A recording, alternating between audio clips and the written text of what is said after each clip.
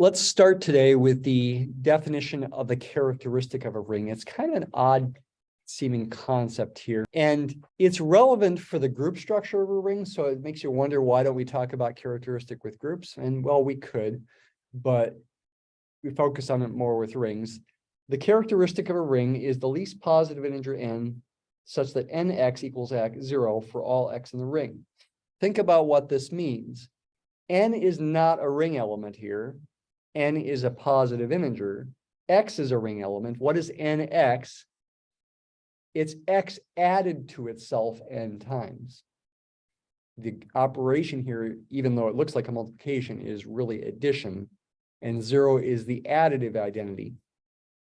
So we're talking about the least positive integer such that when you add any ring element to itself n times, you get the additive identity. You could talk about this in group theory, and if you were talking about it in group theory, you would be focused on an equation like this instead. G to the n equals E. Okay? So again, we could talk about it in group theory, but it's saved to ring theory here. Does this mean it's the order of x? Is the order of x equal to n? The answer is no, though we'll see there is a relationship to order. We do know from Lagrange's theorem in group theory that if G is a finite group of order n, then for any element A in G, if you raise A to the n power, you do get the identity. We do know that. But that doesn't mean the characteristic of G is n. It could be less than n. For example, in the external direct product of Z2 with itself, for example, the identity has order 1, and all the other elements have order 2, the other 3 elements. The characteristic of this would have been 2, not 4. The number of elements is 4. Okay. Coming back to this definition, if no such integer exists, we say R has characteristic 0, which makes it's kind of weird. Maybe you would think of the characteristic should be infinity or something. But no, we say the characteristic is 0. And the characteristic of R is denoted by this notation, char or char R, whatever you want to say. What's more interesting with characteristic is thinking about it with infinite rings. Infinite rings can have finite characteristic. I mentioned this last time. A ring like, say, Z2x, always remember for the rest of the semester what this is. It's a ring of polynomials with coefficients in Z2, where you add and multiply polynomials in the usual way, except at the end you mod the coefficients by 2, not the powers. This has characteristic 2, even though it's an infinite ring. It's an infinite ring because the polynomials can be arbitrarily high degree. Million degree, billion degree, Google degree. Arbitrarily high degree polynomials, there's infinitely many polynomials, even though Z2 only has 2 elements, 0 and 1. All the coefficients of these polynomials are either 0 or 1. And they do have a maximal degree. We're not talking about infinite series here. It still has characteristic 2. You take any polynomial in there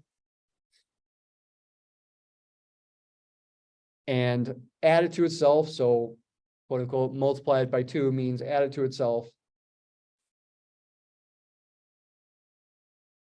Combine like terms. And then at the end, you do need to mod the coefficients by 2. It's giving us the 0 polynomial, the additive identity. Okay. Obviously, that's going to work no matter what polynomial in there that we have. So this has got characteristic 2.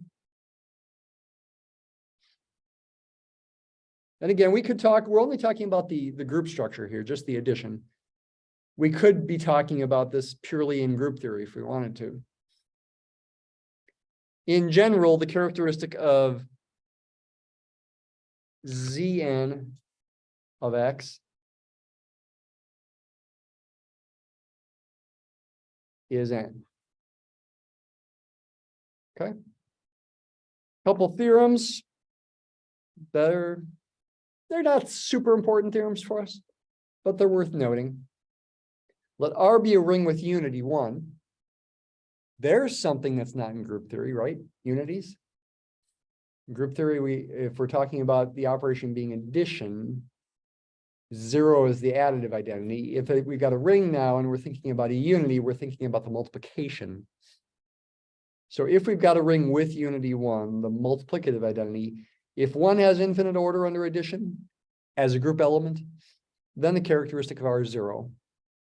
If 1 has order n under addition, then the characteristic of R is n. You only have to look at the unity and what is its additive order. That's interesting, maybe a little surprising.